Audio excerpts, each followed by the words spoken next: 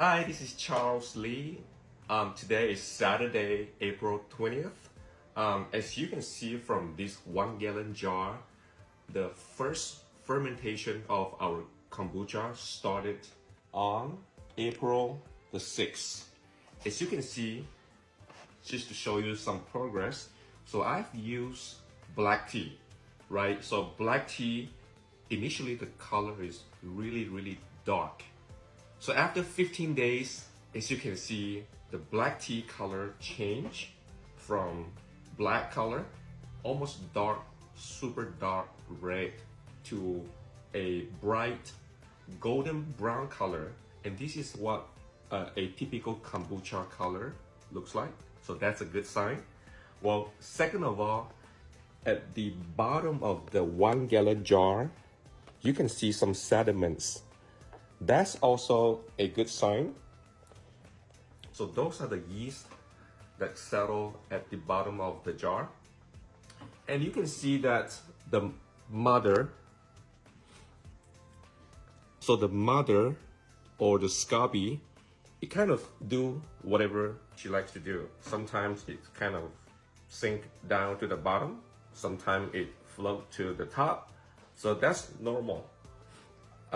The benefit of using a SCOBY mother for your first fermentation is really important because it helps to accelerate the fermentation, right?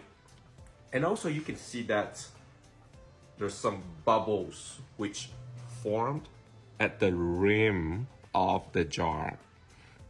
That's also a good sign. And last but not least, and what really excited me was we have a new pellicle that formed at the top without any mold.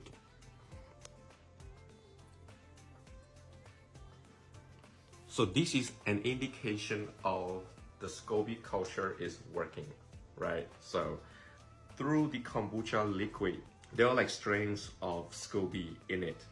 It's kind of hard to see, but I can see it with my naked eye. So what I'm going to do today at day 14, there are a few things that I like to do. The first thing is that I like to check the temperature of the kombucha. That's one. The second thing that I like to check is with the pH meter, what's the pH of my first fermentation F1. So follow me as I'm gonna go through the testing and to review the results. All right, so let's go ahead and get started.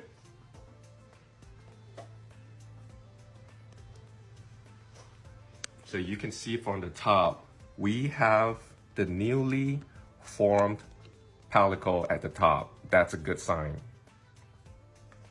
All right, so let's go ahead and get started and test out, first of all, the temperature. So Fahrenheit, it's around 69.8 or 70 degrees Fahrenheit, which is good. We need the kombucha to be at temperature between 65 and no greater than 90 degrees. So that's good. All right, now let's check the pH of the kombucha. Always dip it in the water. Wash it, clean it. So the pH of the kombucha is still measuring at right now 3.72. Although the number is still jumping around, it's still not stable. It is now at 3.68. It's close enough to 2.5, 3.5 range, right? We don't want it to be too tart, too sour, or very high acidity. So keep in mind though, the number is actually reversing. The smaller the number, the more sour, the more acidity of the liquid is. So we're at around 3.64. All right, so that's the number that we got. And other than using all this electronic device to measure, I'm gonna taste it out myself and see if I like the flavor of the kombucha. Right, so let's test it out.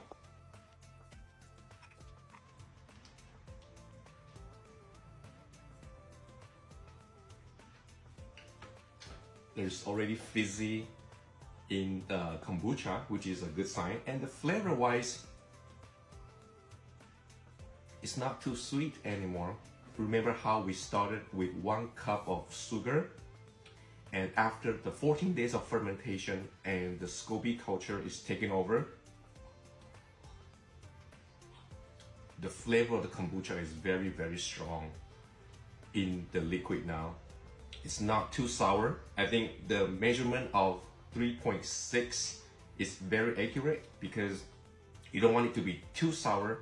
A lot of people is complaining that, oh, my kombucha is way too tart, but I do not taste the strong vinegar, but it still tastes great of the kombucha flavor that I like. So with that, I'm absolutely gonna move on to F2, the second fermentation. So follow me as I'm gonna flavor this kombucha, and I will show it in the next video. And thank you so much for watching. Have a great weekend. Bye now.